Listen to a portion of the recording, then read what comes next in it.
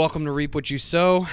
I am here with one of a kind guy that I swear he'll kick your ass and then teach you about it. Mr. Bear Fiorda. I love your intro. Thank you for that.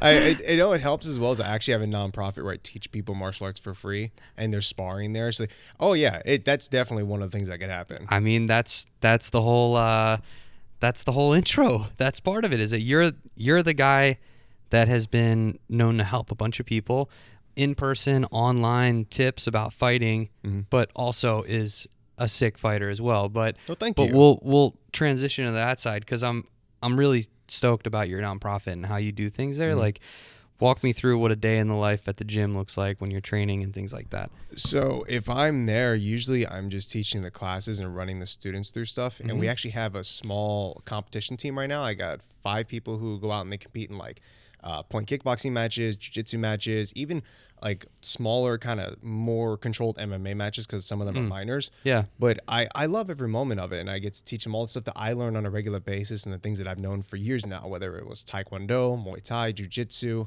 It's very fulfilling to kind of pass that knowledge on. Yeah. And even when I was like coming out of high school and I was kind of talking to my mom like, hey, I don't really know what I want to do for a career. And she thought to herself, well, hey, you know, I paid for 20,000 hours of martial arts. Why don't you go do something with that? And I thought, yeah, you're right. That makes sense. And I immediately went to go get punched in the face in an enclosed environment. And she was very much not impressed with this decision. She slowly got more on board with it. And then we inevitably opened up the nonprofit together, actually. Oh, wow. Yeah. Oh, that's really cool. Yeah, she was a huge motivation for that because she worked like when I initially got into martial arts when I was really young, like 5 years old, because my dad had died. Yeah. And I started to act out in school. Yeah. I was like attacking other kids. I was a big bully, actually. And after several in school and out of school suspensions, they called it to the principal's office and they're like, hey, we're running out of options here. Something has to change with him. And so she got some advice from a friend and immediately put me in a martial arts class, and I loved it. Wow. And I was at 5 years old. From about 7 to 8 on, I started competing. And like I said, when I became an adult and kind of found this passion, this calling, I came to her and said, hey, I want to open up a nonprofit where I can actually give these people classes for free. Because during the recession, 2008 to 2010-ish, she had to work 2 jobs. She was let go from work. It was incredibly hard, but she always made sure that she could keep me in martial arts. Wow. And I had friends who I trained with back then too, like kids that I really appreciated and they were good friends, but when they couldn't afford it, when their parents were hit by the same recession or for other reasons, they would drop out, they get into gangs, drugs, because we grew up in a really rough area, and a couple of them actually passed away. So for me, if I could give people this chance, this ability to better your life for any reason, doesn't matter what you want to do, career, just be more mentally healthy. I wanted to do it and not have people be stressed out by finances. That's beautiful, man. It's great. It's amazing on how your hardship and your encounter with martial arts and how it's impacted you, that you're now able to impact a bunch of other people, because you're right. The first thing, if you have children, the first thing you lose your job, I mean, that's extracurricular activity. That's got to go, pal. Yeah. We need food and electric, and you're fighting people. You can do that for free. It's not a thing that is high on the list when it comes to like surviving. Right. And so that's really cool that you're able to help these people out, and like everyone comes together, and I would imagine it's probably a great community of people that. Oh yeah. I mean, it's funny. I'm going to double back for a second. The electric example is actually one I give people when I tell them about why I started it. And it's because people are going to pick essentials over stuff like martial arts. Yeah, right. It's an extra cost that isn't necessary for survival. Yeah, yeah. That said, I also go by the stance that martial arts is a right, not a privilege, because I think it benefits people in so many different ways. But yeah, the community is incredible. When I first started, we had our building, of course, we had our location, and we just had we had an open but like cement floors. And so we reached out, and there was a tile company that had a bunch of carpets they weren't using. We just turned them upside down. They donated them to us. We just turned the carpets upside down so that we could use the rubber bottoms, and we trained on that for months. Oh, and wow. then another gentleman found out about what we were doing. He ran a martial arts school up in Hemet. And so he called me up and he said, hey, I have a bunch of these mats. I'm not using them anymore. I'm renovating my whole gym. I want you to have them as long as you can come pick them up. So I go up there. I got my first real sets of mat. And that was the moment that I thought, okay, this gym has succeeded. This gym is successful now. When Yeah. I look like a place people can come and train and learn martial arts from us. And I know for a lot of people that wasn't a big deal. We had lovely people who come in and train, and they were happy to have a place, just somewhere to go. Yeah. But for me, from being in martial arts for so many years, I was like, okay, this is now a gym. We're This is- official. we're official. We're I love official. that. Yeah. And This means something. We have mats. We have a facility. It feels real. Mm-hmm.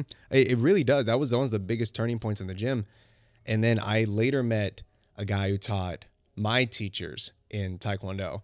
And sure enough, almost like God had willed it himself, he was leaving the Valley. He was done with teaching here in the Valley. He's going to San Francisco. And he had a whole gym of stuff and a whole set of students. He's like, hey, I can't take this stuff with me. I can't take these people with me. But you know what I teach. Can I bring everything to your location and we set it up for you there and you keep teaching my students? That was his like condition. Wow. And so we went from having, I mean, it's as if we went from the beta. If the gym at the time before that conversation was the beta version of the game, Yeah. then him bringing all of his stuff and his students over, that was like the AAA release. That was Wow. like, that was what you would expect from a finished product. Yeah, And it yeah. was phenomenal. I was so excited. Well, it's really cool too because when you, in my opinion, right, when someone says, "Oh, I have this free gym you can come to," Right. what you think is like, it's I my know. friend's basement. I know it's like- immediately from the face you just made. Yep. and that's what it sounds like. And then you got all this stuff that was then donated and given to you to make it real, and it feels like you walk in, you're like, man, this feels like a gym that you would pay for, and it feels good, and it feels like the energy is good, and so it's really important when you have that it brings that sense of like pride to your students too, that they're Right. excited to be there. It's one thing to train. It's another thing to walk into a place and be like, this is pretty cool, huh? Exactly. And when people, that was one of the fears I had at first. When people come in, they're gonna be like, oh, this is kind of sketchy. It's kind of empty. This isn't like, and it immediately reflects on you as a coach, no matter what you know. Yeah. If you don't look like, if you don't look the person, if you don't look what you say or look like the person they expect, it doesn't pan out. They don't want to come back, no matter how good you are. Yeah, if you're in an industry like that, if you walked in here and I was wearing sweatpants today and I'm like, so what kind of suit do you want? You'd be like, you know what? Weird. I have another appointment. I have to, there's this thing. I got to get out of here because you expect someone to look a certain way for their job. And in your job, like I expect you to look like a guy who's going to kick some ass. And I expect the place to look like a place that you'd be able to train for that. And so, I get it though. Places are starting. You don't have all the right equipment and whatnot. Like that's understandable. You're a place that does it for free. You're starting.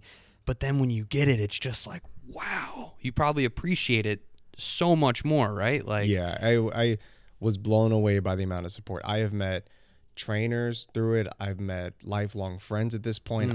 We have had seminars from professionals come out and they do it at no cost. They do it because I offer it as a charity. Yeah. And they love that idea. yeah, right. I've had pro teams come out and like spar my guys and help us get better. It's been a ride, man. Well, honestly. I mean, we were talking earlier. My little brother is in Brazilian jiu-jitsu, and I think his gym is $200 a month or something like that. And it's like it's not cheap to go and learn like to defend yourself pretty much. And so it's cool that you're able to kind of help people.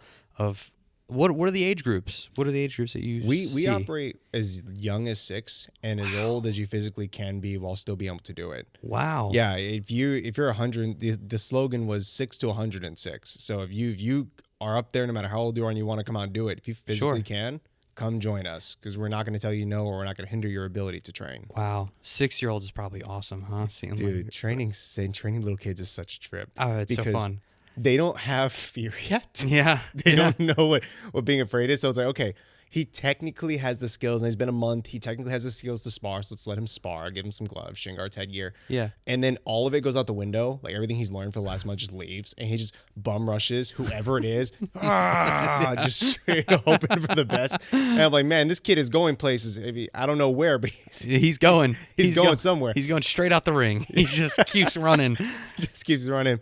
But yeah, I know it brings me great joy because then I get to watch them grow and develop. And Sure. when I look at my coaches, and one of my head coach right now, Joe Daddy Stevenson, former UFC title contender, he won the Ultimate Fighter for their second season. Wow. Oh, straight killer, great man. He's trained kids from 5 and 4 years old up to adults. They now fight for him in the professionals. That's awesome. But he gets like he basically took part in raising them, and so he gets to have those stories and that relationship with them. And that's For kind of like, life. Yeah. that's what I want to do. I want to provide that ability for people to succeed. Yeah. I want to see them like come back to the gym one day and be like, hey man, you know what? You believed in me when no one else could. You provided me a way to create a career when I would have had no other means to. And I can't tell you how much I appreciate that. Like I want to hear stories like that. And I want to build people up like that, which is a big part of the reason why I made this gym, is so people have somewhere to go and feel good about themselves.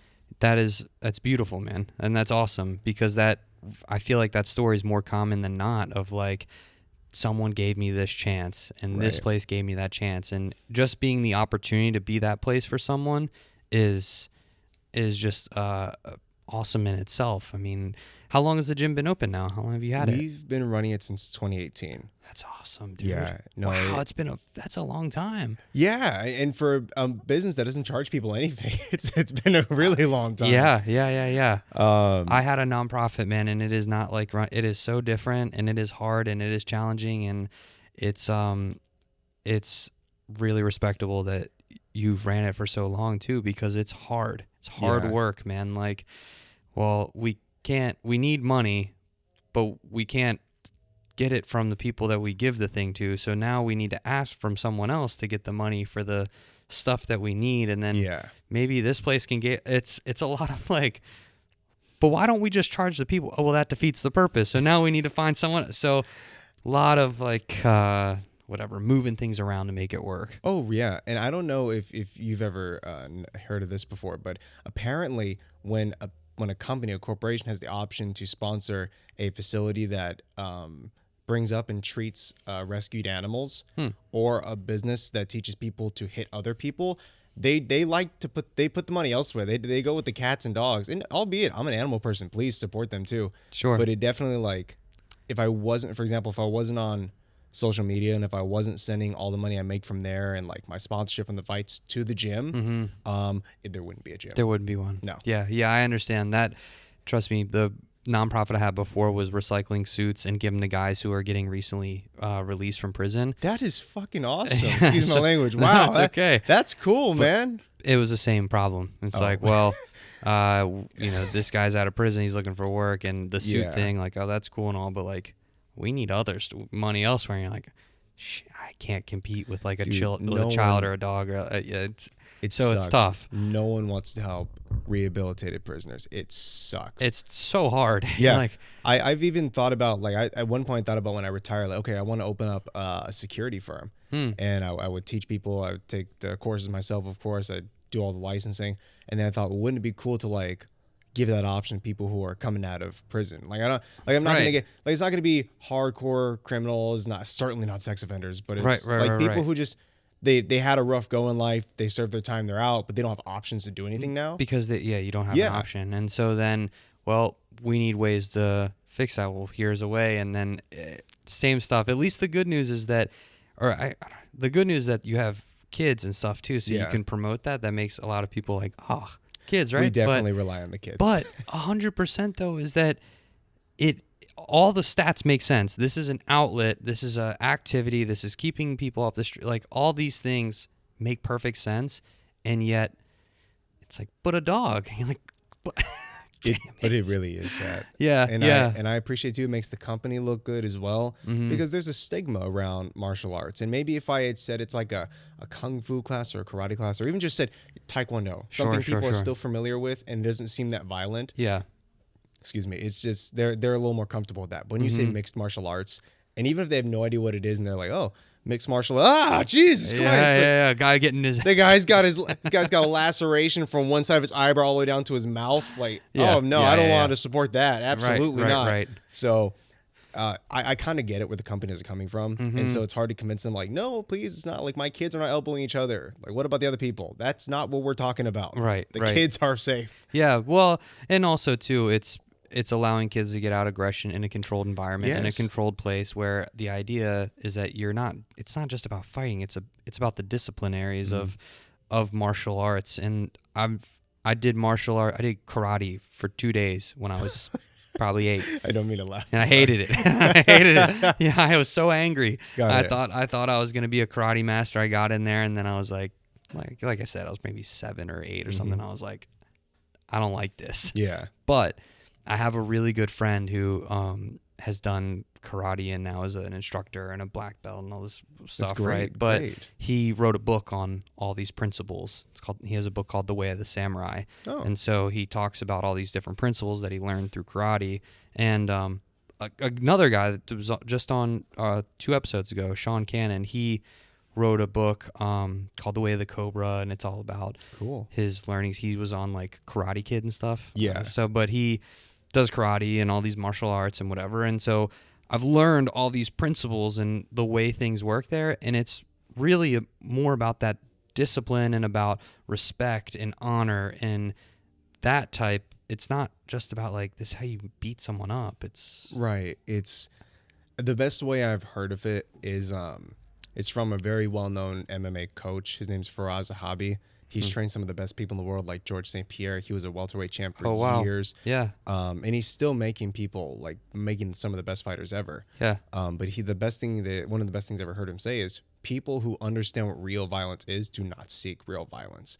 When you understand what it's like to be under another man, getting elbowed and punched in the face, you're not going out there to try and start shit with other people, try and start problems with them. Not at all. Because there's always that chance, like we talked about before this, there's always that chance that someone's land that magical punch that puts you out, and then you're at their mercy until someone saves you. Yeah, that, or they have several friends that come out and beat you up too. Yeah. And people like always forget, like, I mean, that doesn't matter what the reason why you guys are fighting. His friends are going to support him. Yeah, they'll ask questions later. Yeah, exactly. Not worried right now. Especially if he's losing, they'll help. That seems to be the thing. You're like, I got this, and then, but yeah, when you do learn more about fighting and things like that, you don't want to fight. No. Because you also realize how bad it hurts yourself. Oh my God. There's it's not just like I hit you in the face and you hurt and I'm just like, ha, big man. Yeah. It hurts my hand. Yeah. And there's a high chance that I also got hit somewhere in that realm. And so it's not, I don't know what people think. Have you ever like slapped someone really hard and then your hand stings? From how hard you hit someone? I've like not in the face, but I've absolutely just not in the face. Even just training, you accidentally go for a grip and it misses, and you slam them on the shoulder or something. Yeah, it burns. Like, it actually sucks. But now close your fist and then break your knuckles. That's right, like Yeah, no, it's absolutely an atrocious feeling. I got a story relating to that. Yeah, it's gonna be really dark, but it's gonna uplift here in a second. I promise. I'll hear it. I was teaching a young girl named Hope. Okay. And before the pandemic, she was getting bullied a lot. So she came to me for some personal lessons with her mother. Took them. She was doing great. She got into one of the girls tried to bully her again. She defended herself, did well.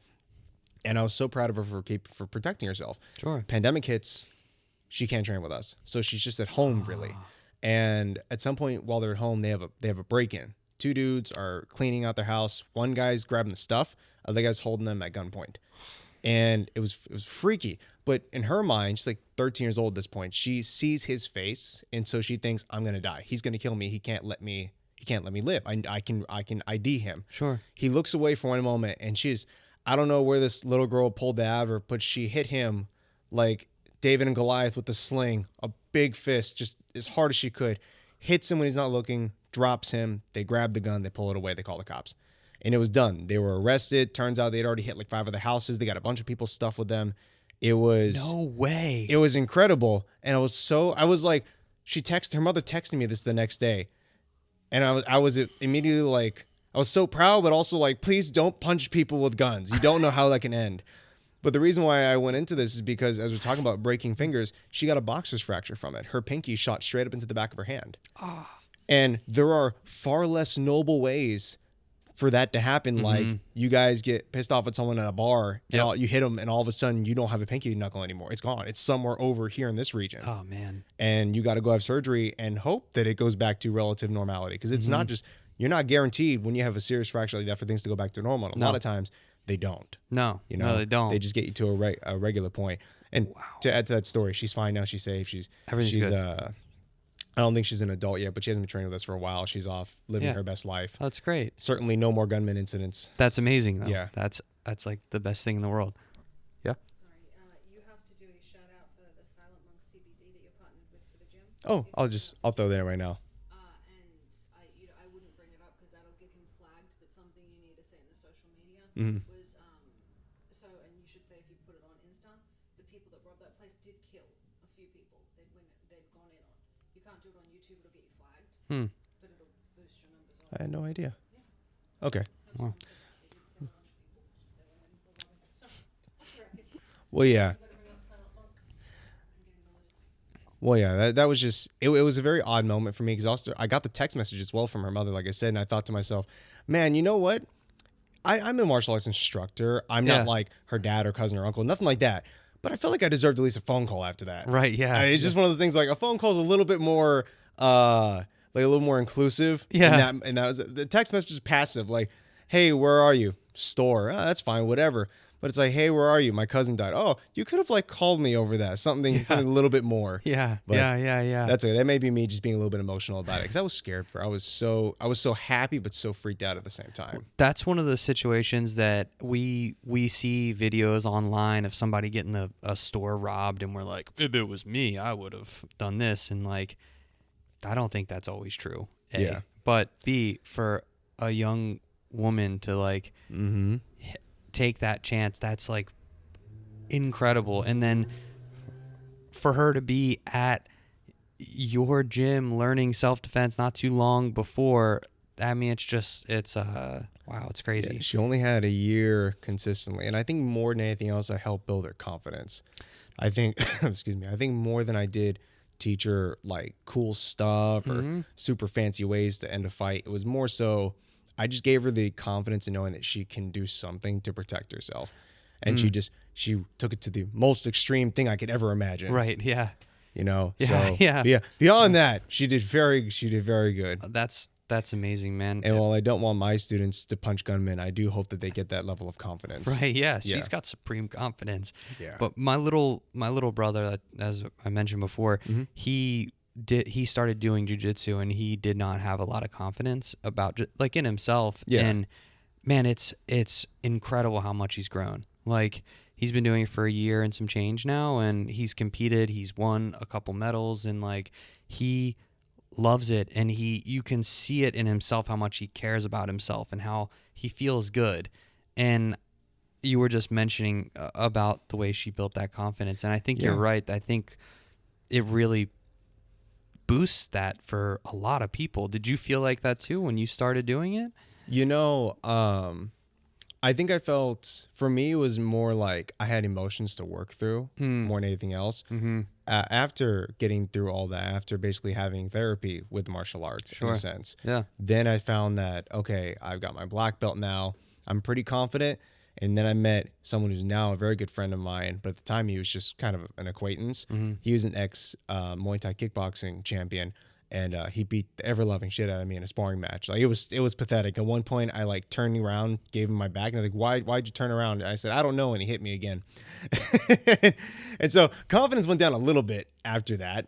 But then I started learning from him, started adding it to my own style, and then I got into MMA, had a cage fight, got choked out in 47 seconds. I'm like, oh, I need to know this grappling, this wrestling stuff too. Yeah.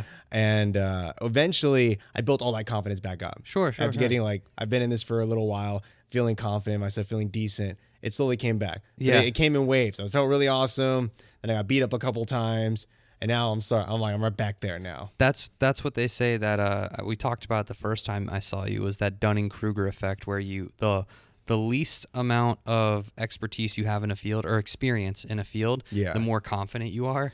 Oh, and then so much. And then so the more experience you get, you get less confident, and then you get real confidence where you have expertise and experience in the field. And so that seems to be that you're like right on track, because you get it, you lose it, you get it, and then you're like, okay, I've won, I've lost, I've figured some stuff out, and then you actually have experience, and you really start getting that real confidence where you're like, all right. Yeah, when you know what you say is legit 100%. Yeah. And then if like one of the things I get sometimes is I'll teach a lesson and someone will be like, well, what if I do this instead?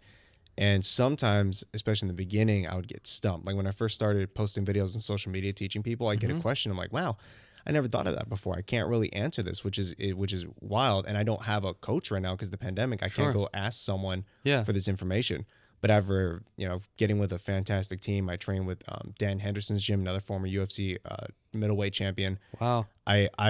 I now can be like, okay, well, if in this particular circumstance, you can also do this. And Right. that was another moment of confidence. What you're saying, with you finally get that expertise, Yeah. where it's like, okay, I can now not just teach this move, but if people have questions, I can add on top of that. And I can actually help. right. I can help them with that specific scenario that they have in mind. Well, where did the social media stuff of education on social media, where did that come from? Well, I was teaching at the gym. So 2018, 2019, early 2020, I was teaching at the nonprofit. Right. And then we got shut down because no gyms could operate during the pandemic. That's right. And I didn't have a way of like teaching them, but I didn't want them to go away. I didn't want them to like lose the ability to train and learn martial arts. Mm-hmm. And so I got on TikTok and I told them, hey, I'm going to start posting these 15-second videos there just to my students. Go follow me, take the lesson, practice it. And that way, when you come back, it's like you never left. You still have an idea of what we're doing here at the gym. Sure. And then I just started doing that for them. And I slowly was building up people, one person a day, two people here, whatever. And then at one point I posted a video that I thought was like, I was proud of it. I felt really good. And then I come back and in the first 2 hours, I had like 100,000 views. That night it hit 500. And in about a week, I had grown to 80,000 followers, went from 100 to 80,000. And I was like, wow. And I was so happy. I was like, man, this really took off. This could do something. This could mean something now. But I also felt a very overwhelming, like, I now can't stop. I have 80,000 people that need martial arts training. And now it's, and I'm very proud. I've had a lot of support, a lot of help from people, both online who started following me really early on, who were able to help me run things like a Discord channel, help me with my live streams, to the people I have physically in person, my team of people, my fight manager, my main manager, Yana, who we mutually know. All this now led me to having over 1 million followers across everywhere. And now I have this platform where I can teach a huge portion of the population of the planet martial arts. And that goes everywhere. That's United States, UK, Australia, Europe, Asia, got people everywhere. And that's one of the best things about it, is I get to just teach people from all walks of life. And I'm so happy that I can still keep that aspect for free on top of that. So pretty much your social media just exploded overnight, Right. and you're just like, now I have to give this information to everyone. Yeah. I have to keep doing this. And now there's millions of people that get this information. You're doing it for free in person, and then you're giving free advice online to everyone that is practical application that you can watch yourself, absorb, save it, and then go to the gym one day and try it. Then that's actually the steps I would recommend to anybody, because it's you can learn the bare bones basics off online lessons. You won't learn as cool as they are, like as awesome it is to see that one wrestling and jiu-jitsu move that you've never done jiu-jitsu before, but you could hit that move if you ever fought somebody. You can't. No. And so if you learn the bare minimum of everything and then you get into a gym, you can totally use that stuff and then learn those cool things. But I would never tell someone to purely watch online and then go into a fight and then go in a cage fight or a match, because you need to have a dedicated team and a great coach to guide you into being a competition, a fighter. Sure. In competition. But definitely the lessons are out there for anyone to learn, like the basics. And I do teach fun, wild stuff too. It's just with the understanding that, hey, you can try this at home. You can kind of get the feel for it.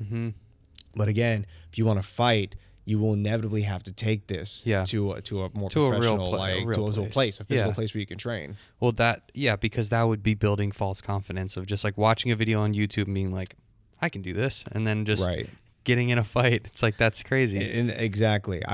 My idea is that I give people martial arts lessons for free, and I hope they use it at home. I hope they shadow box, they hit a bag, they de-stress. I hope they take the lessons to heart, and then they inevitably, when they can, or if they already can do it, go to the gym and learn and apply it there first. Right.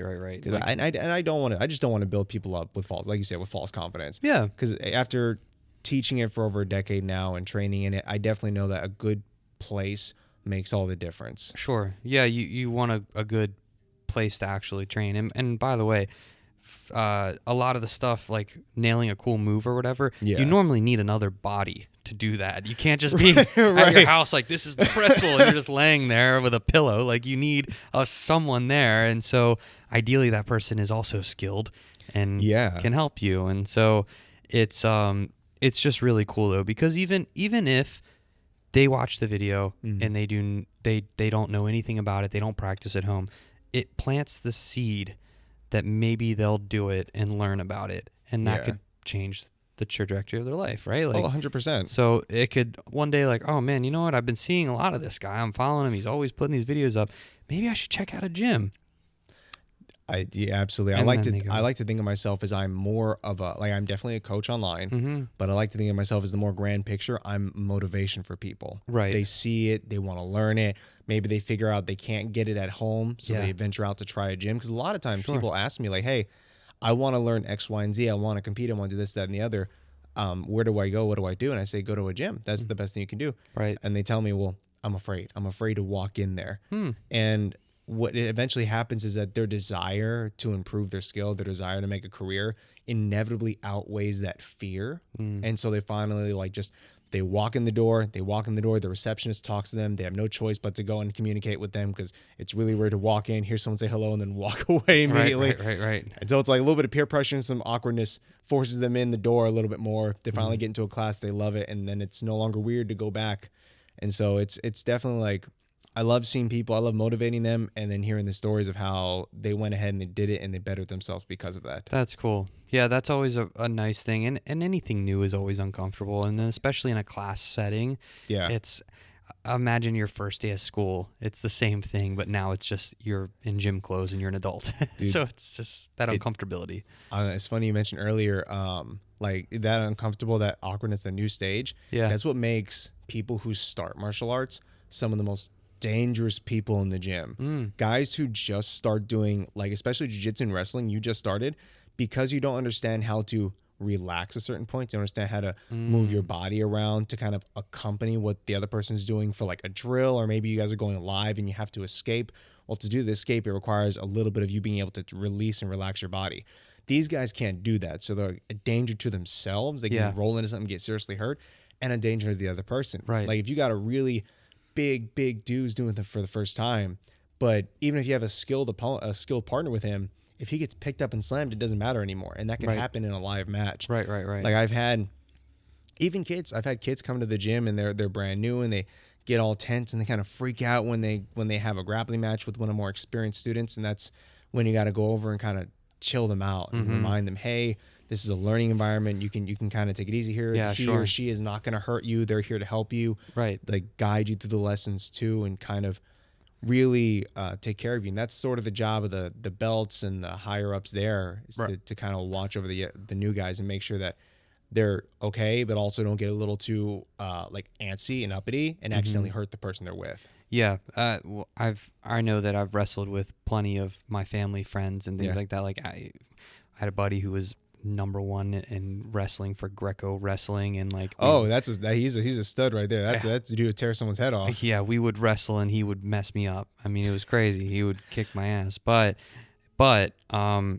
he would always teach me a bunch of stuff and whatever. But there's been times where things have escalated, and it's normally when someone, not me, but like normally when it was a friend who didn't expect this small guy to just put him in some crazy chokehold, and they stand up and they're like all clenched and real tight, and you have to be like, hey, relax, we were just wrestling. Yeah. And so people get real emotional and things like that. But you're right, even like your muscles and stuff, when you're in a fight, as much as your adrenaline's going, you really want to be calm, especially like being wrapped up and stuff. You want to like slow down because you need to be able to be like, now what do I need to do?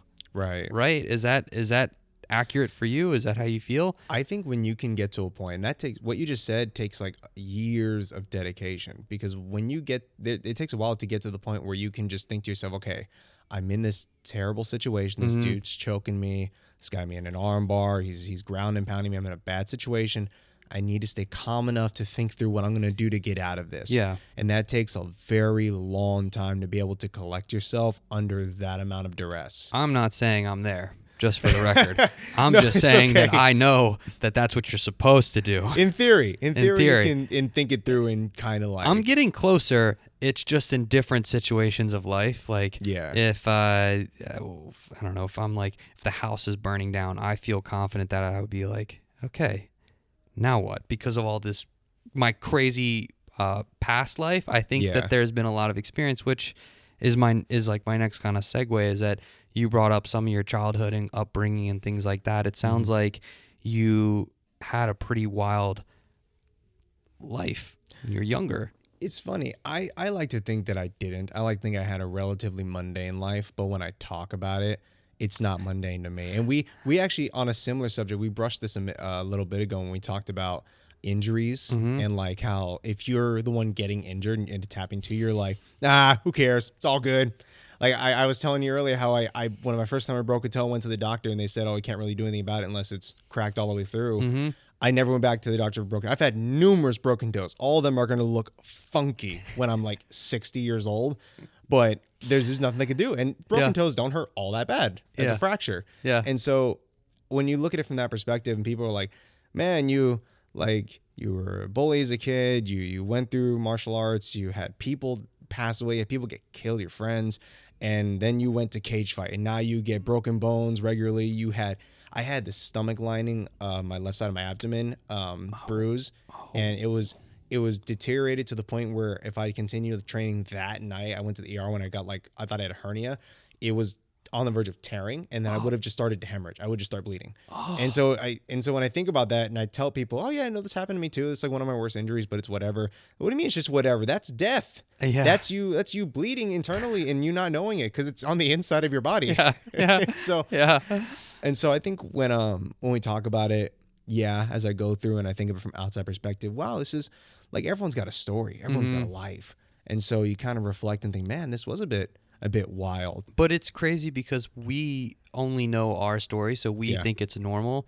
And as we talked about being hurt and all the other stuff of just like, oh, it's okay, like it's fine, and then you tell someone about it and like, that's insane. I would never do that. Not okay. Yeah, but in the same breath, they could say something and we're like, what? Right. Everyone normalizes their own behavior in their life. Exactly, right? And so it's cool, and it sounds like all of your experiences have led up into something really awesome, and sounds like it's your career is just it's not even where it's going to be, right? Like things are just starting to just open up. Yeah, and I absolutely feel like this is still the beginning of everything right now. That's what I mean. Like things are just starting to really like blossom, and there's so much more that I can't wait to see what is in store for you. And actually, you know what? On that note, what is it that you'd want in your future? Like, what's 5 years look like, or 10 years? What does that look like for you? So my goal, like, I fight because I want titles. I fight because I want the accolades, and I fight a little bit because I got kind of a small chip where I'm like, you know what? I've lost fights. And I'm like, I need to know that no matter who it is, if I ever get attacked or need to defend somebody, I know 100% I can do it. And in my brain, I can't do that until I have a belt, until I've beaten like the top dudes in the world. Because if I can beat them, no one's gonna like. I'm good against the tons of average Joes. Right. And so there's a little bit of that in there. But the big thing I want to open up more free MMAs. I have one right now in Cathedral City, California. I want one in every single state, and if I can get one in every state, I want to open up satellites in one in every country. I don't know if I can get past that. I don't even know if I'll live to see that, but I want to get that ball rolling. And by the way, shout out to Silent Monk CBD. They're actually one of our biggest sponsors, and they help us. They help us operate the gym right now. They helped us get a really great location. And I'm going to say this, and not a lot of people are going to get it. We have wall mats, which is really cool because before that, we would just have dudes run into walls, put holes in walls. I'm guilty of that. I put a dude in a wall, and I was like, oh, I got to fix that now. So having mats to protect that's so much nicer. That is really nice, and that's awesome. What an amazing sponsor. That's great. Fantastic guy, absolutely wonderful, and he's such a huge supporter of what we do. And he actually ran another gym himself, and so whenever he had students who were like, wow, hey, you want to learn martial arts? I understand you can't afford what I'm charging right now, but here's a guy who like actually fights just up the street. Go to him real fast. And so if there's a bit of like a partnership there already before we even got to this sponsorship deal. Yeah. And so very, very wonderful person. That's amazing. Very grateful for that. Well, that's great.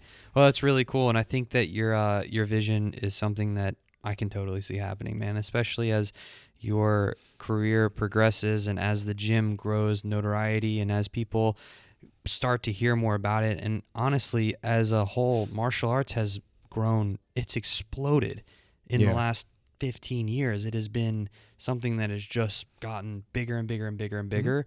And so with you being there with a free support system, I mean, it's like, of course it should be more places, and It really it's awesome. It's hard pressed to find somebody who's not done a martial art at some point in their life now. You Yeah. know, we had the there was a big boom in like the 80s and 70s, probably 80s and 90s. Like a lot of kung fu movies came out, The Karate Kid came out, and that enticed a lot of people. Sure. And then the UFC started, and probably not the first UFC got people involved, because that was more so like That was crazy. it was crazy. That was And crazy even shit. when you start looking into why it exists in the first place, it's a small rabbit hole. Like the Gracie family actually funded the whole operation because they really just wanted to prove that jiu-jitsu was the best. And so they put in their dude, and the only reason they put in that dude specifically is because he was small, and they wanted a small guy who does jiu-jitsu to beat up all these big guys and show the world that, you know, their stuff works and the little dude can take on the big guy. There's a lot more to it. Wow. But they funded everything. They funded like the first 4 UFC fights, and probably about the early 2000s when gyms started to pop up in the United States everywhere. Yeah. That's when I know, like they said, the last 15 years, I noticed that people really started to get involved in the Wow. sport, in martial arts, in any martial art at that. It interests them to go and try it out. Sure. Yeah. I mean, well, now UFC is shoved down your face, shoved down your throat. Can't get away I mean, from you it. can't get away from it. And then anytime there's a fight, there's something going on. And then there's now boxing is becoming like has had a resurgence, which Yeah. has been really Yeah. cool too, because that was a sport that, you know, it was just slowly kind of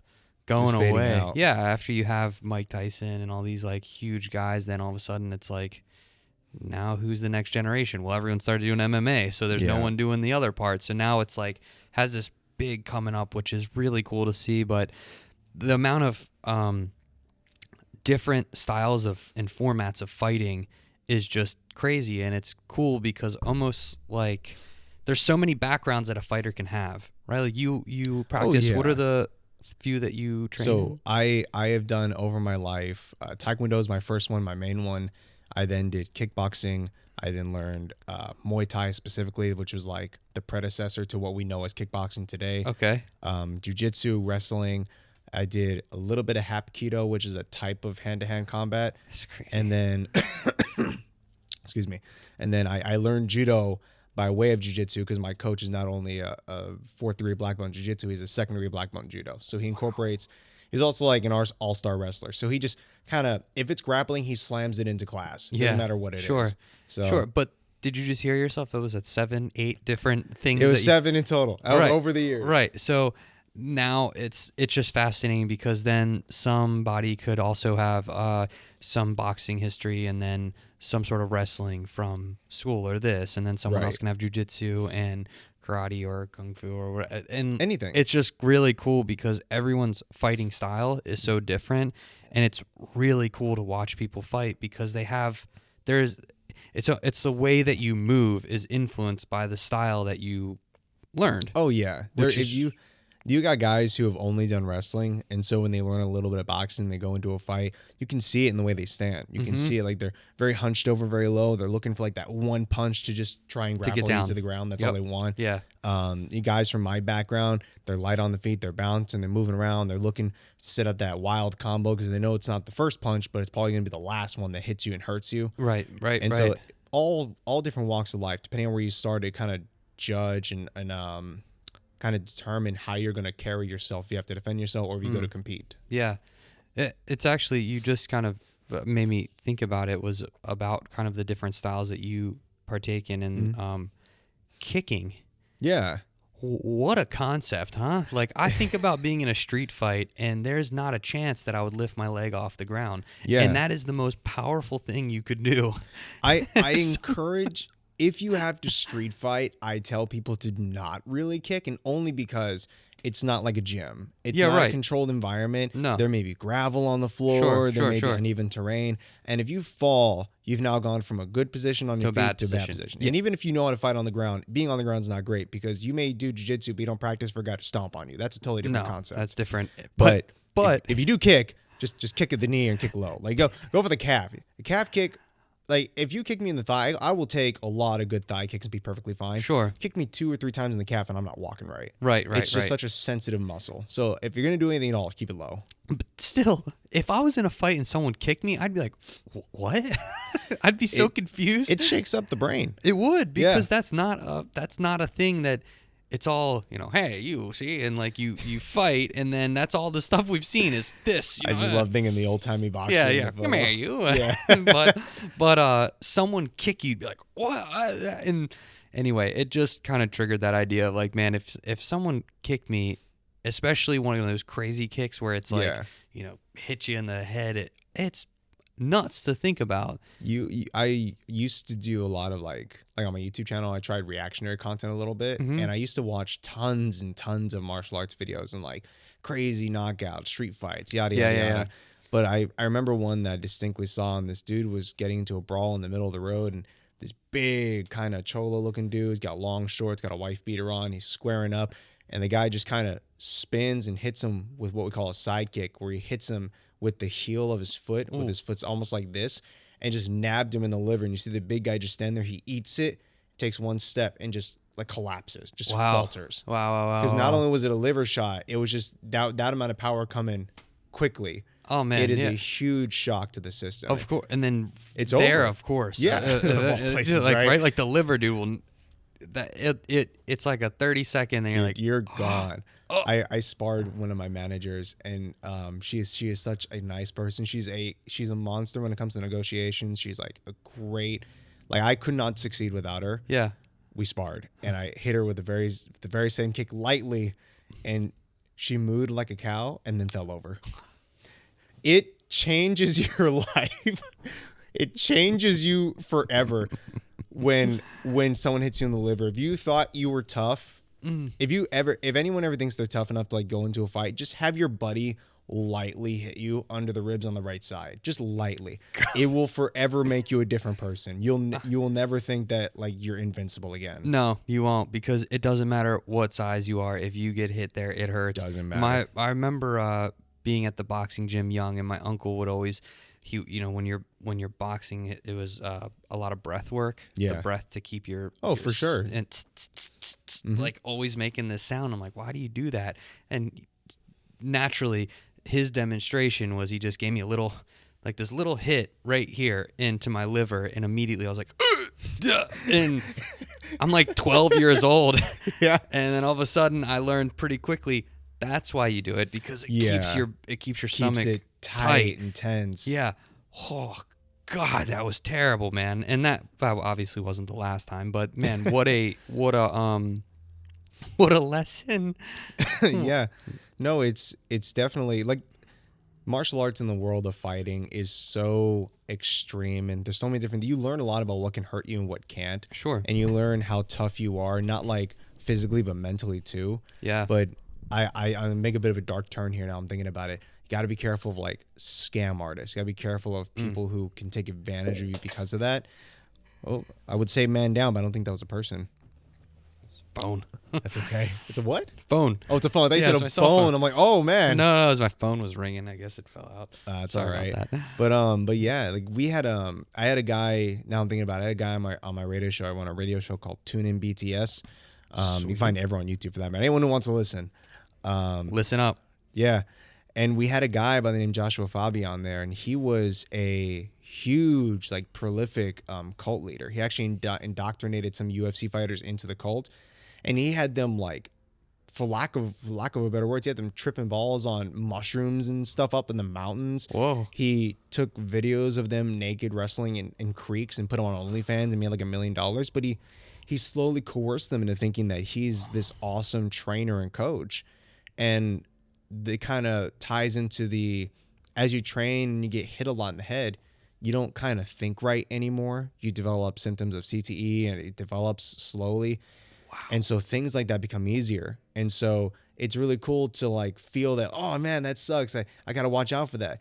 But all that stuff adds up in the end. Sure. And so when your body and mind deteriorate like that, all of a sudden this dude comes out and says that he can help fix you and make you better. You kind of fall into it. And that's how you get those crazy scams and wild and stuff small like that. Cults. Like, yeah, absolutely. That's it changes crazy. people. I never heard of that. I can't wait to look that up. It's like a very interesting. Yeah, he's kind of gone now, but there are other That's people good. who are still very much. That's good. But there are other people who are still very much out there. They're still pulling shenanigans like that. And you know, I have a friend who does.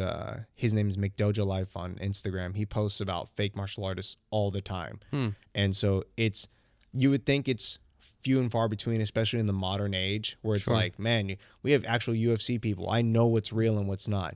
You don't, and it's so easy to be conned. And in fact, if you think you can't be conned, you're probably more likely to be conned. Yeah. Well, again, you have lack of experience mixed with high arrogance. So all of a sudden, I'm like, I want to find the best UFC gym. I know everything about fighting. And then you find some guy and he does a couple shadow boxes. I'm like, oh, this guy's legit. Are you serious? That's what makes him legit. He went like this, you know, that. Oh, it's like, come on. Yeah, you bought it. You drank the Kool-Aid at that point. Right. You And know? now you're in the mountains rolling around, wrestling naked. I hate to laugh at that because these dudes were seriously like in a bad spot, and no one looked out for them. You know, that's actually a small fear of mine too, because I do this and I love this, but people do ask me like, "Hey, are you ever worried about CTE?" And in the back of my head, I'm like, "Yes," but the fighter in me is like, "Ah, yeah, I'll be fine. I'll be fine. Whatever. Yeah. Don't worry about it." Well, I gotta push it aside so it doesn't hinder and make me afraid to do what I need to do essentially for a career. Sure. Yeah, and that there's I guess luckily the beautiful part is that there's so much medicine technology, ways to be like for real, like there's help, preventative for sure. things and also things afterwards that like, especially the early detection of different things like that. Like it's not the 1960s and things are just like, we have no idea what's going on, but still not something that I'm like, oh, you should just go get. It's not like a thing Just go start getting hit in the head. Yeah, that's not a thing I'm like, yeah, let's do that more often. I guess if anything, that would be a testament of work on your defense. Yeah. You get hit less in the head if you don't get hit at all. No, for sure. And that's actually what makes it's funny enough, in my sport, you can get cut open, you can have ligaments torn, but you keep your mind more than any other sport out there, depending on how you fight, of course. Some guys just brawl and they take shots over and over again, don't worry about it. But in boxing, you can get dropped, you have 10 seconds to come back. Yep. Every time a guy gets dropped, that's a concussion. And if you add that trauma up over and over again, that is you can have significant brain damage in one boxing match. Guys can die from one punch. Yeah, of course. Like, and it can be all over. And then there's an even more dangerous sport. I want to say reckless. It's kind of cool to watch, but it is dangerous, called Lethwei. You ever heard of that one? Lethwei is like Muay Thai kickboxing if you took away the gloves and added headbutts. And you can only win by knockout. If your guy, like, you fight, there's no like, there's a time limit, but if you exceed the time limit without a knockout, no one wins. It's a draw. What? And so if your guy, if you knock him unconscious, he has a minute, he has 60 seconds to recover and get back in the fight. And if he can't answer the bell, if he can't answer that, you win, right? But those guys can just go on. They can drop the same dude 3 times. As long as he gets back up and wants to fight, he can come back in there and he can fight. And so add that to headbutts where you're giving mutually assured trauma in the end of the day. And you got the means for some of the most dangerous activities you can possibly be doing in a guaranteed way to not be able to speak properly when you're out of your 40s. Jesus. Yeah. They can just constantly keep getting knocked out, keep coming back to life, and then still fighting. Yeah. If you can collect yourself, you're good to go. That's not okay. No, it shouldn't be. But people like to push themselves. It's why we had it's why we had gladiators back in the day. Right. We're just modern. If you're a fighter, you're a modern gladiator. Right. That's all it is. And I think eventually it's going to get to the point where people like bring back weapons and stuff. It's going to start simple. They're going to start with just sticks. They're going to let us have. They already do have tournaments where there is stick fighting and like LARPing and no. blunt. No. Just kidding. They have and blunt sword fighting. In fact, the same dude who taught me Muay Thai in the beginning of my fighting career also is a champion sword fighter, internationally speaking. Like, you give him a stick and he will turn your life upside down if you want to fight him. But he can also punch too. Not the point. The first time we trained together, he told me I didn't need to wear a cup because he doesn't wear a cup. It's cool. And I thought, that's whack, but okay, I'll trust you. And the first thing he did was immediately take that stick and just slam it right into my boys. He lifted me off the ground. I fell over. I'm crying. I'm grabbing. I'm squeezing this man's hand for dear life. And at some point I look at him and I tell him, I think they fell off. I was in so much pain. Why'd he do you like that? He said he said he was trying to go for like the inner thigh area, which is funny because there is no armor in the inner thigh. He said that it's not like worth anything to do that, so he was trying to be cheeky in his words and just missed. There's a little bit of gaslighting too. He's like, "Oh, you just kind of stepped into it like that. It shouldn't have happened to begin with. You shouldn't have been aiming there." But you're a world champion, and you missed, and you messed up, and you knew Yeah. I didn't have protection on. You got me. I love him. I love him so much. God, that's really funny though. You need people like him in your life because you need good stories. That's a great story. He also later punched me. He uppercutted me in the balls again when we were training together. He did it so hard that a week later I went to the hospital because I was having kidney pain. And their best estimation from what they can see on MRI as well as what I described to them was he had damaged a nerve ending that runs from your kidneys through your prostate out through like your gonads in a sense. And so he hit me in just the right area that it slightly damaged that nerve. And so I was having like kidney pain, but it wasn't that he hit me in the kidneys. It just kind of it traveled up. Traveled up. Thank you. God. Another thing you people should be aware of when they fight. Yeah, right. Yeah, these are real injuries that might happen to you one day. Yeah. It's not all. This isn't movie magic when you're fighting someone. Like it's not just like, now I punch you. It's not whatever WWF or whatever. It's like you're actually getting hit and it hurts. Yeah. Dude, speaking of not movie magic, have you seen or even heard of Sean Strickland? He's a famous UFC fighter. Yeah. Beating up influencers. So he's on this new Sean Strickland. He's been around for a minute in terms of fighting. Yeah. And he has it out for people who are on social media. He doesn't like people. I don't know how he feels about fighters who are on it. Yeah. But he doesn't like dudes who are just big and then decide to train and fight and spar. And this other guy, Sneeko, he's not on YouTube anymore. He's kind of a very radical person when he's talking. He throws a lot of takes out there that kind of get him banned. Yeah. And so he's like, I want to show up to Sean's gym and I want to spar him. And Sean's got a reputation for he enjoys hurting people. Now he does it thinking that it's going to make them better. It's not. He loves hurting people, don't get me wrong, but it's not because he hates you ish specifically. He just thinks it's going to make you into a man. He thinks it's going to make you better.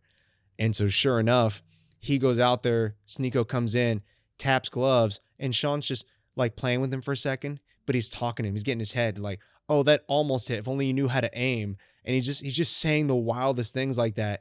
And finally, like the last minute, just tees off.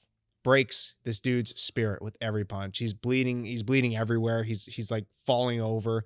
And it was just boxing, let alone if he was allowed to kick. And Sean doesn't like grappling, hates to grapple, but he might have. I don't know. But yeah, it actually took another UFC fighter, Forrest Griffin, who was there kind of running the situation, coaching. Yeah. He saw it and was like, he's talking like Sean is, but he's not hurting the kid. I'll leave. Turns around, he's pummeling him into the cage side. He's like, shit. And he runs over. I had to go stop it. Gets in and breaks him up. Yeah. Cause he knew he didn't want that to happen. Well, in a sense. Yeah. He kind of cared for this kid who walked into the gym because he didn't know. Why did he do that? Why did that kid want to even fight him in the first place? He kind of boxes Sneeko and he likes to kind of stir controversy. That's his thing. Yeah, sure. And so he initially came to the gym for other people. And then those other people started talking like, oh, well, thank God Sean isn't here because he would mess you up. And Sneeko's like, Sean's a bigger name than you are. I should definitely go get him. And sure enough, he comes in, they set it up, and the rest is history. I think it was a short or a video that just blew up and caught everyone's attention. And now both of them have come out making explanations for what happened and why. But it's only made Sean bigger, like, because now he's apparently got an invite from Jake Paul, and he's not allowed to because he's contracted to the UFC and they're not going to let him do that. Yeah, sure. But definitely unique personalities in this industry. But for sure, it was a crazy thing to see and hear because anyone who's in it knows that is a dangerous person. You don't go train with him unless you're one of comparable like ability. Yeah, right. But two, certainly not when you know nothing and it's like a challenge. That is a terrible idea. That's a horrible idea. We were talking about that earlier. If I wanted to play golf today and was like, I want to be good at it, I wouldn't challenge Tiger Woods.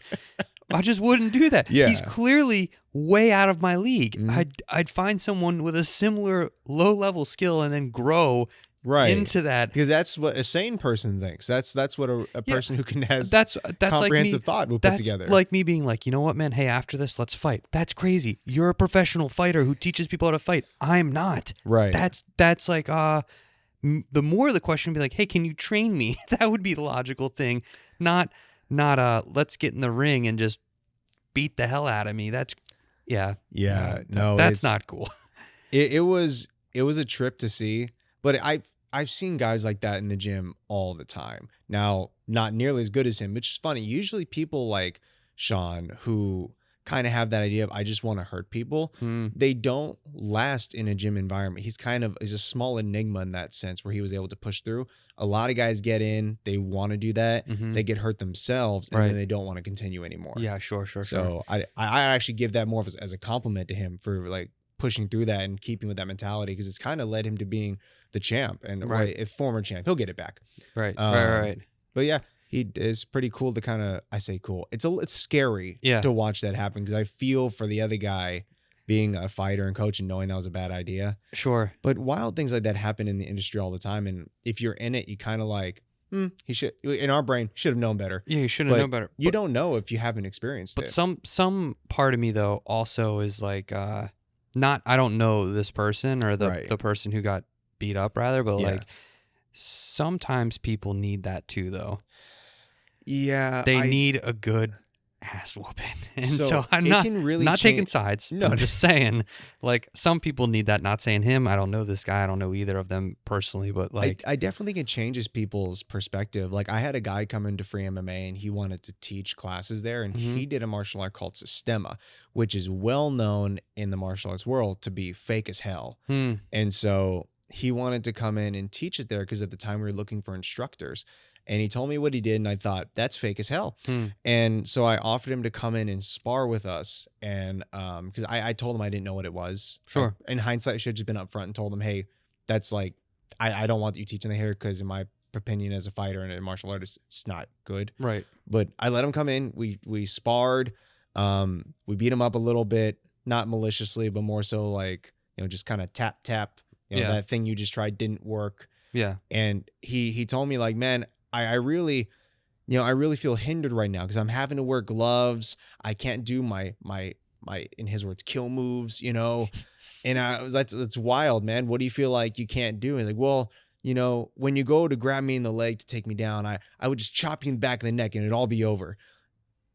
To his credit, back of the head shots are detrimental. Yeah.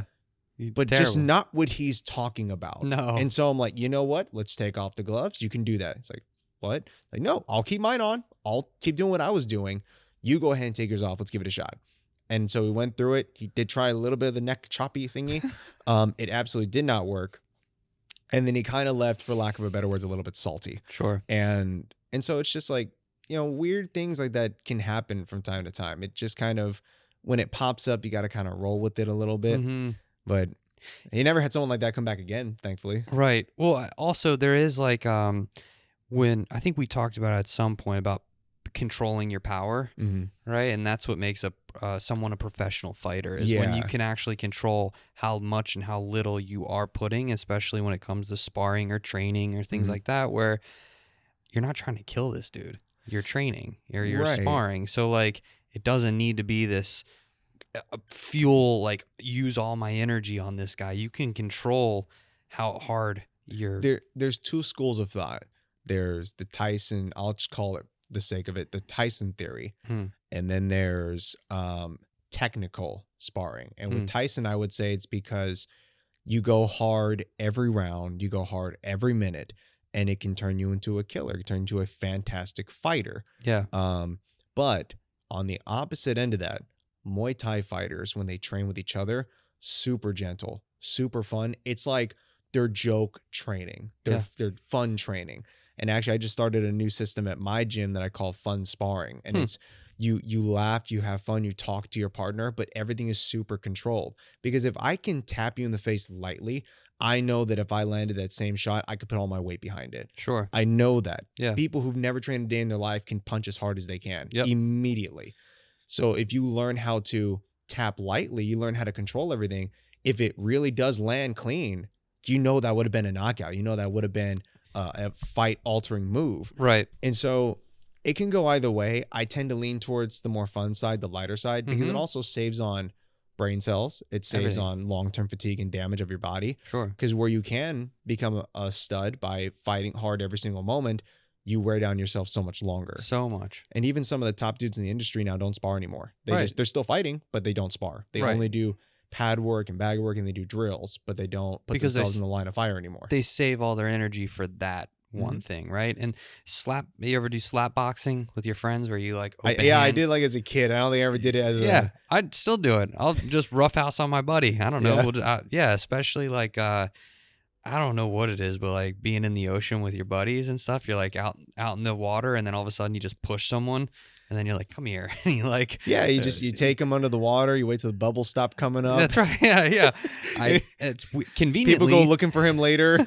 It's very weird because conveniently I bought rope, a bag, and a weight in my car. It's So wild. yeah, I'm all set. No, I'm just kidding. But like, I didn't know you were gonna. I didn't think you were gonna play back, but you did, and it made it so much better. Thank you. You're welcome. But like, it's fun. It's fun to like have that like kind of get that energy out there. It's good to play and have that kind of time. Yeah, it doesn't have to be so serious. And No. then it is always tricky when someone starts getting too far. You're like, hey, Well, I think you said earlier with your friend who does the Greco-Roman wrestling. yeah, Because you get a guy who maybe, like you said, is a little dude who may have thought he could take him in the first place, or maybe he didn't know what to expect. yeah. And all of a sudden, this guy's up on his back. He's pulling him around. He's throwing him to the ground. And then he gets angry. He gets angry. Yeah, He gets yeah, yeah, emotional. yeah. Ego kicks in. Yep, all that. Yeah, and there's no place for ego in the gym. You have to be willing to accept that you're gonna take your lumps, Yep. but you're gonna get better. Yeah, Like, you're yeah, gonna of learn course. from it. And even Yeah. playing with your friends, if your friend is just like physically more athletic than you and you can't keep up with him, I mean, he's not trying to do you wrong. That's No. just how he is. Yeah, and it's you just- can get better simply by going back and forth with him. Yeah, right. It's just more playful and fun. I think that's really important for all types of trainings to enjoy it. You know, if you don't like what you're doing, or it becomes a drag, or it's painful, or just becomes a detriment to your life, you're gonna eventually stop doing it. Doesn't Right. matter what it is. Well, what does your training look like for you? Like when you're training Okay. for a fight, what does that look like? I train most of the week, Monday through Thursday. Okay, I will. Sure. So I train Monday through Thursday. This is the beginning of my week at Dan Henderson's gym, and Cobra Kai martial arts with Joe Stevenson. Nice. And I train for anywhere from 6 to 8 hours a day. I work with other professional fighters like Jefferson Creighton. I say Jefferson, he hates that, but it's Jefferson Creighton. We all just call him Jeff. Yeah. He fought for Bellator. He's a great pro fighter. He elbowed me in the back of the head the other day. I still have a lump.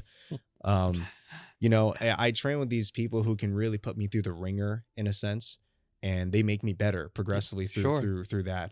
And then when I'm away from those gyms, because each one's an hour and a half away from my own home, respectively. So if I'm either going north or south, doesn't matter. It's an hour and a half. Yeah. And when I'm back at home, I'm doing my own training and following with their lesson plans. So like Friday, I'm spending hours kind of working my own stuff, my own martial art, my ability, my technique. I can't spar with anybody really. Sure. And then apart from that, I'm teaching classes. Yeah. But really, I have a Monday through Friday schedule, about an average work day for somebody. And then I have the weekend kind of off. It's kind of my rest. And I say rest, but it's just not high intensity. I'm either kind of doing light work, or I'm doing social media, or I'm editing stuff. Sure. There's always things to be done. Yeah. But training wise, it's mainly the Monday through Friday block. And I try to keep it at about 6 to 8 hours. Again, just depends on the necessity of the day. If I have a fight coming up, like it's fight week, Yeah. I'll taper that back by a lot. It'll go down to like 2 to 4 hours. Sure. Won't even be in there like 2 days before the fight, something like that. Wow, it's crazy to think that when fighting is your job, you have to treat it like a job, which is like, yeah, you go in from 9 to 5, and then you Monday through Friday, I'm just there 9 to 5, and I'm training 8 hours. That's the fatigue. If you said, "Hey, Seth, go to the gym today for 8 hours," I wouldn't even know what to do. First off, yeah, you'd have to and hard pressed to find things to do for 8 hours. I'd be sore. Yeah. I'd be sore, and so it's really mind blowing when you hear someone say like, "Yeah, I'd go there for 8 hours." And granted, you may not be running on a treadmill for 8 hours, but you are like, Right. you are there, you are training, you are learning, and it's just it's cool because that is a job. It is. And when here's the thing is sometimes guys, they have to have other jobs on top of that because fighting, especially in the beginning, doesn't pay for most people. If you happen to be on social media, it's easier for you to get sponsors. That might be a bonus to you, but most guys, especially in the amateurs, don't do that. Right. They don't know to do that in a sense. And so they make no money fighting. They often have to pay to fight, Mm, or they sell a lot of tickets, and that takes up a lot of time. mm, And they work their other 9 to 5. So they do that, then go to the gym for a couple hours a day as best they can. right. With me having the ability, thankfully, to travel to these different gyms and dedicate all my time to this, I can train like how a professional UFC fighter trains. Yeah. And so while I'm not trying to say I'm at their level, Sure. I definitely have their workload right now. Right. And that's Right. helping me progress far more than I ever would have if I was just casually going to the gym because of outlying circumstances. Like I have a job that has to put food on the table. Right. You have this is your job, Mhm. right? And I'm that's, able to make Yeah. to make this my job. which is the same if someone is like a travel influencer, right? Their Yeah. job is to be online, to be planning, to go to the trips, to edit the videos, to take the photos, to do the stuff. It is a job. They Right. just have to treat it differently, and it's the same thing. Same thing with you. Like you have to make time to make the content, to put it out, to do it, to influence the people, like to Right. do that part of your job, right? And Yeah. so, really cool, man. Like just overall, just you have a lot going on. You have anything Thank else you. exciting that you're looking forward to doing, or anything coming up that? We do have some matches coming up in the next few months. I think I'm actually going to Colorado for a match. Nice. It isn't fully like locked in. I don't even have all the details yet, Sure. but I'll be releasing all that stuff on my social media Nice. as I learn it. Everyone else learns about it. And then I said it earlier, I think, but I'm gonna say it again. We go pro this year, 2024.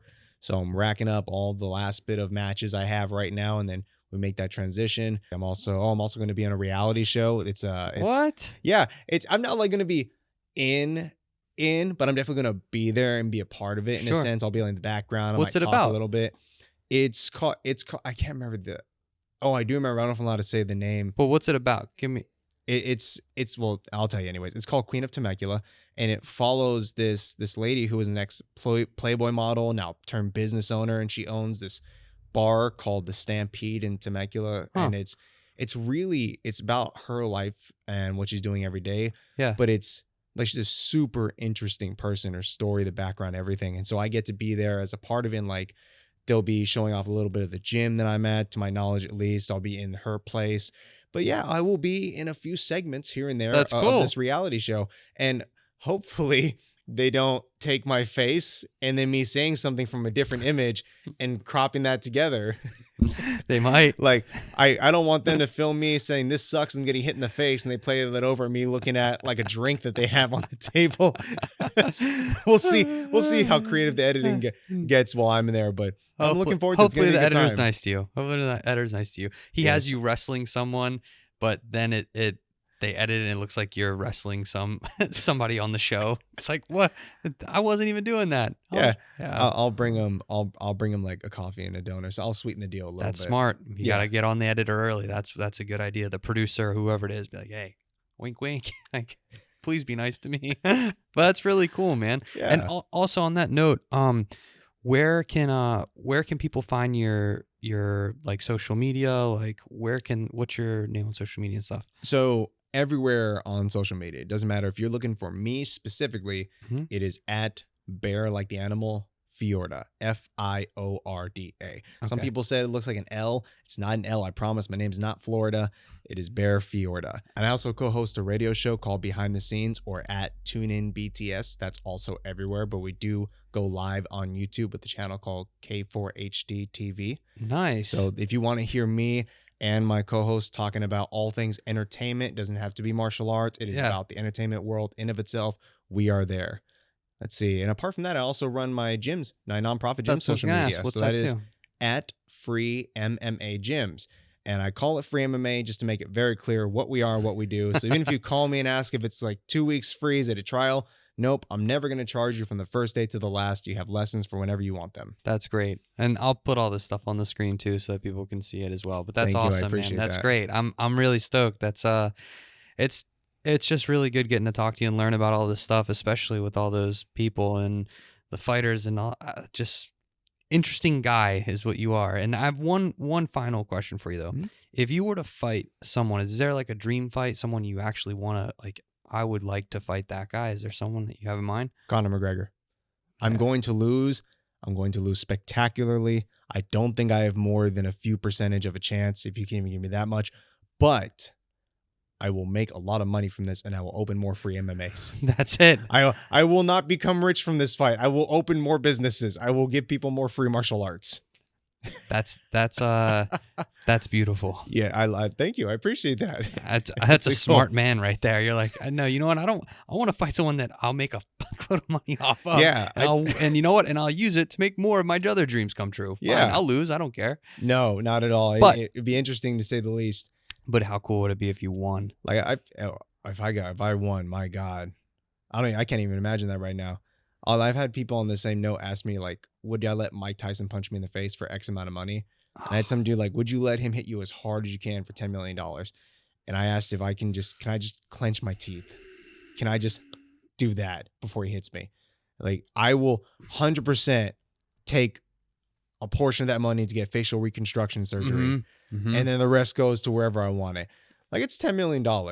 Is it a front face or a cheek? I would That's the next one. it's funny. I would probably much rather have it full on front. Really? Like, don't get me wrong, my nose will break. Yeah. 100%. Yeah. But we can kind of reset that. I get a cool little bump, but I don't have to wear a wire in my jaw. That's accurate So, too. maybe- unless he pushes the It just pushes my chin in. I don't have a chin anymore. I just have a jawbone. Stops right there. No. Yeah. The guy's hard enough to probably do that, honestly. But even if I don't survive, I'll write something up in the will, you know? Man, that's a tough one. 10 million is like, well, it's 10 million plus a cool story. That's the 10 kicker million too. plus a cool story. You get the story. I got hit too. by Mike Tyson for $10 million. Yeah, that is pretty sweet. But definitely you're gonna pay for that. It's gonna hurt. Yeah. Badly. It's going to be a terrible probably a couple of weeks, actually. Mhm. But it'd be okay. I think I'd close my eyes. I'd 100% close my eyes. I don't think I'd want to see it coming. I don't 'cause want to I'd- see it coming. I'd flinch too much, you know? Mhm. Have you ever seen those guys doing the slap? Yeah, I met a guy who has the most viral slap on slap boxing, and I'm kicking myself right now because I can't remember his name. I did do a video with him though. It's on my social media. Yeah. I tagged him, so if you guys want to go check it out, it is not far down at all. It's got a title on it. You can very easily find this clip. But he told me that like not only are you're hitting each other, but if someone flinches, you get a free hit. 2 for flinching. So if you go, even if you crack him hard, like if that guy's head spinning, but he kind of did that, Mm-hmm. get it again. Yep. And I think he hit a guy so hard that he slumped him. He didn't just like stumble. He hit, boom, and just like fell back hard. Just left this planet. How crazy is that? It's crazy as Dana White starting a slap. Right. Yeah. That's by power insane, slap, right? That he right? started that. You know, He did it. I mean, geez, he did it again though. Like that's another just super viral thing. That yeah. It may not be something that anyone's like, oh yeah, we know the guy from Power. Like, but it's uber viral online. It's and really that's- cool to see when it comes up. I don't know who's Yeah. going to make a name from it. That's what I but mean. definitely, That's what I mean. It Yeah. could be you. What are you doing? I don't want a power slap. Oh my No. God. You've seen how big those guys get? Jesus Christ. And I don't know if they have weight class. They I'm do. not that into- They do. have weight They class? do. Okay. Yeah. That's a little bit more You reasonable. can't put a guy that's got a hand the size of your head against a This 5 guy's foot hand guy, was the right? size Like, of my head. yeah, that's The crazy. clip we did together was a kind of a skit where he was like gonna hit me and I'm pretending to think I can take it. Yeah. And then his buddy who's a wrestler came in and he stopped it and saved me, Yeah. saved me. Yeah. But when he had it cocked back to pretend to throw, I felt that it was coming with malicious intent. I thought his hand was coming, and if his friend didn't step in, it was going to be it. I was going to actually take this hit, even though I wasn't meant to. But he's lining it up to set up the shot, and it's like You can see how big it is. how big his hand is covering Yeah, the yeah, whole. You can't see when you see the video. You can't see the side of my face. Wow. It's like an eclipse with his palm. So That's no, terrible. definitely don't want guys who have hands like that Yeah. No. to hit you. No. No. But even so, man, even like in a fight, I can at least control a little bit of what I'm doing, what's happening to me. that you're just standing there. Yeah, because there are guys who are 185 pounds. Like I fight at 185. There are dudes at 185 who look like they weigh 250 pounds in the off season. Right. Like they're just jacked. I And- don't want to stand there and let that guy hit me. No, No. I'm good. How does that work with weight classes too? They cut water. That's So it's super detrimental to your health, but there are guys who will cut 15, 20 pounds of water weight over the course of the fight week just to make weight. But that way they can rehydrate and they can be heavier in the fight, which means more power, more control if they go to the ground, it's a benefit, yes. Yeah. But there's some standing that you can say, like, not having to cut water weight makes you better in the moment. Like, your cardio's up, you feel more energized, you're harder to knock out because you didn't have to drain your body of all the nutrients that it needs to function. Right. Like I said, my friend Sarah Snow was fighting, and she, at one point under her coach's watch, she fell out of a sauna, like frothing at the mouth. What? But because it was an amateur fight, there's no really like doctors checking him out, making sure everything's cool. And so he's just like, get back in there, push her in, because she's got to lose the weight for the fight. And a lot of times people, they'll stay heavy and they'll only cut the water, minimal dieting, and then mainly cut water. Like, imagine 5 pounds of food diet, like proper dieting, maybe 10, and then 15 pounds of water leaving your body, and they'll sweat it out. And sometimes they'll take like hot baths. Yeah. Hot baths is probably one of the nicer ways I can imagine doing it. Yeah. You can put on a sauna suit and run and do a bunch of other stuff, but just sitting there and letting the water soak and kind of like, it's like you're being a sponge. Someone's squeezing the liquid out of you at that point. Sure. And it's just, you look terrible. I mean, you have great abs. Don't Right. get me wrong. Yeah. But everything else, you look gaunt, kind of like where your face all sunken in and everything. Yeah. Terrible. You would think that someone's having a severe bodily reaction to something, or they're starving, or there's just something wrong with them. Not a great thing to do, in my opinion. No, terrible. No, and it's wild though, because losing weight at like a healthy pace is only like a pound or two a week or something. Yeah, it's it's healthy. very, very minimal. When I've had people ask me, like, how do I lose weight? What am I supposed to look for? And I give them a general idea of what to do when you're trying to lose weight and what you should expect from it. And it is only a pound or two a week. And that's great progress. If you do that for a month, you're losing upwards of, God, if you do it straight for 30 days, you can lose anywhere from 4 to 8 pounds, and maybe even more depending on the severity of what you're doing. Right. Because some people eat 2,500 calories a day, and their body really only needs 17 or 18. The average person is 2, but some people are really overeating. And so when they actually cut back to a healthy amount and they don't eat till they're bloated, they just eat till they're good, they lose fast, because it's your body just never needed that much. You were always overdoing it. That's the story. I've always been like a slender guy, and like I go from skinny fat to fit, like really easily. I just all of a sudden I just start getting like, I mean, I never have gotten like, whoa, I feel out of control or anything. But as soon as my suits start being too tight, I'm like, okay, like today I had chicken, rice, and some tzatziki, and I'm like, all right, I know what to do. I know how this works. You calorie cut and you eat really healthy. You lay off anything else, and you just eat these things, and you eat the proportion that you're supposed to. And it's not really like, exercise is great, but it's really what you're eating. Like, that's the big thing you need to do, is eat healthy. A lot of people are, especially, it's funny being in this industry and being on social media, I get a lot of questions just about fitness in general. Yeah. And so they ask, like, hey, what exercise should I be doing to lose weight? And I tell you, the exercise you should be doing to lose weight is called a calorie deficit. Because you can do all the sprinting, all the dumbbell curls, you can do the most intense workout ever. If you go home and eat 500 calories of cake, it doesn't matter. Doesn't matter. You're just going to be super jacked and have a big belly. That's all that means. Yeah, that's it. But abs, it's a common phrase. Abs are made in the kitchen. Yeah. You have to eat at the deficit in order to make it work. And like we were talking about earlier, during the pandemic, like I had nothing else to do, so I got really healthy and I got really into health. Go figure, diet and exercise was the thing that got me there. Right. But I was burning upwards to 1,000 calories a day, and so that's a lot. That's really good. I was just doing a bunch of stuff. Yeah. And so it wasn't all at once. It's like 200 here, 300 there, whatever. Right. Yeah. But like when you're doing 1,000 calories a day plus your 2,000 normal amount of calories, well, now I'm able to eat 3,000 calories, and that would be a full, that would be a normal day, right? Because you burn 1,000, but I would still eat 2, which means I had 1,000 calorie deficit. and I lost so much weight so fast, and I was like, this is awesome, but I couldn't maintain that Right. balance. It's eventually a lot of people plateau. Yeah. And then you find your balance between what is too much and what is too little. Mm-hmm. I love that you brought up the whole like eating 3,000, still losing that 1 so you can stay healthy at 2. Yeah. Because something I'm doing when we really heavily track my calories for a fight, I'll burn in the thousands if I really do my 6 to 8 hours a day. Yeah.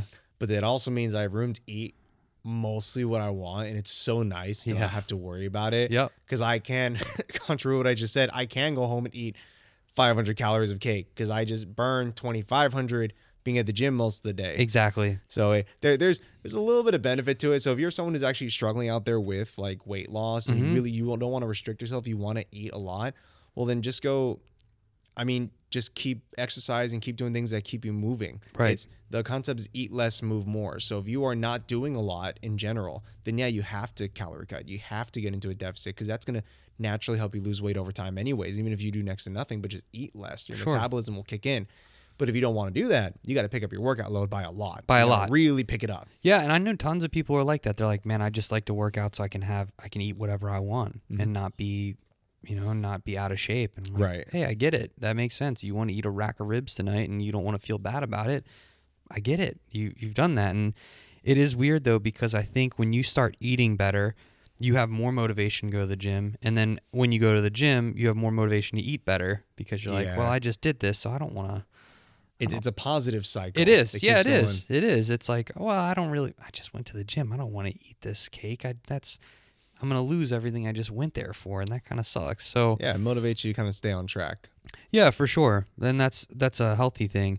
One thing I was kind of thinking about is, do you have any advice to people who are looking to get into fitness or MMA or just like that type of, like, do you have anything you'd want to tell someone, hey, this is something that I think you should consider? I don't know, just kind of in that realm. I would just say if you have goals in anything in life, if it's particularly for martial arts and particularly for gym activity, whatever it is, just do it. Just start. There's no better way. I can give you any number of things you can do when you're there or while you're already on the way, but I can't help you in the least bit if you're not willing to at least get the ball rolling. Yeah. Because I can't go to your house and like kick you awake and make you go for a 10-mile hike with me.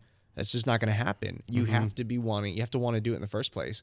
And if you ever struggle to find that motivation, like you've been at it for a while and you're starting to lose your grip and why you don't want to do it anymore, if you ever find yourself lacking in that drive, just revisit those goals. Maybe your idea of what you wanted has changed over time. You started out just wanting to learn martial arts. So you're training like that. And then suddenly you decided you wanted to fight, but then you didn't pick up your training load. And now you're getting beat up in the gym. You've lost a couple of matches. Things are going your way. Well, you didn't make the necessary changes to achieve those goals. Right. These new goals of yours. And if you look back at that and you think, man, I'm really not going to change anything, then my expectations and my dreams or whatever it is that you're trying to achieve have to change too. Right. Yeah. You're absolutely right. Yeah. It's mainly a lot of self-reflection. Look at yourself. What do you want? How are you going to get there? Are you doing that right now? No. Are you willing to change that? No. Change your expectations. That's the bottom line. It's all you can do. It is wild because it's really simple. It's a roadmap. Mm-hmm. What do I want? You write that down. Well, how would I get that? And then from there, you just think about all the ways that you would do that. Right. And then what do I do now to get to follow this plan? And it's really wild because that's for almost anything you want to do. Yeah, anything you want to achieve in life requires that. Even if it's just to get good grades in school, if it's to have a healthier relationship, you have to kind of look at what you're already doing and what you can do to improve it. But I go back to the biggest thing is, are you willing to do that? Are you willing to? Yeah. Because that's what matters in the end. And even if you're not, right, is that you start off with, I want to be blank. And then what do I need to do to get there? And then you write all those things down. And then the last question is, do you have the desire? And then you look and you say, no. But a lot of people don't do that. And then they just go, yeah, I want to do that. I want to do that. I want to do that. And then as soon as it sets in, this is what it actually takes. Like, oh, I can't do this. And that's why so many people like have the high start rate and then I was going to say, that's why we have a bunch of New Year's resolutions that don't make it really past day 1, 2, whatever. Yep. Not a lot of Februaries. You know, not a lot of people come. Everyone joins the gym in January. Most of them leave February. Get the couple of people to stick around because they really mean it. That's right. And I'll say too, to kind of give a bit of a caveat, sometimes you write it all out, and because of the way you wrote it, it's daunting. Yeah, sure. So just maybe also look for what are things you can do immediately. You know, you can initiate change right now, and that can lead into other stuff. Yeah. Right. But if that's the stuff you're not even willing to change, then for sure that's not your goal. You just like the idea of it. I think a lot of people too always forget that things are kind of piecemeal. There's small victories that accumulate over time, right? So if you wanted to be a Formula One driver, it's like, it doesn't mean that tomorrow you have to be. It just means maybe just try this part first. Go to a go-kart racing track, right? Start there and then build your way up. It doesn't have to be some massive thing. Like I'll go through cycles where I'm like, I'm going to read 50 books this year. I'm going to work out every day. Not this year, whatever it is. But like I'm going to do all these things, and I just decide one day I'm going to have a total life overchange. I'm going to work out all the time. I'm going to go here. I'm going to eat really well. I'm going to run every day. It doesn't have to be all that. Is what I learned. And the last time I had one of these like overhauls, right? The only thing left of this massive list of things I need to do every day is I practice Spanish on Duolingo every day, and it's been 562 days. That's the one habit out of 15 that I was supposed to do every day that actually worked. And then the rest come and go and whatnot. But out of that big list, one stuck, and I'm proud of that. One out of this big list stuck, and now there's room to integrate more, and that's what I'm doing now. And so it's doesn't always have to be an overhaul. Well, I think it's good that you see it that way. I also feel a little bit bad because I too was learning Duolingo. Spanish specifically. And I almost immediately quit. Like I put in, I shouldn't say immediately. I put in a lot of hours to it during the pandemic, and then I started training and just didn't pick it up again at all. I just dropped it immediately at that point. The trick was I replaced Instagram, like scrolling at night, with something else, which was that. Okay, so, forming better habits. I just noticed that I'm like laying in bed and I'm like scrolling on my phone about stuff that I don't care about, looking at things that I don't care about, and I was like, what am I doing? I'm just wasting time. And so now I still have the phone in my hand, but I'm doing something actually trying to benefit me, and then That's I'm a really like, good idea. Tight, this is cool, and then I put the phone down and then I go to sleep. So whatever, it just became like this little nighttime habit of like playing a video game.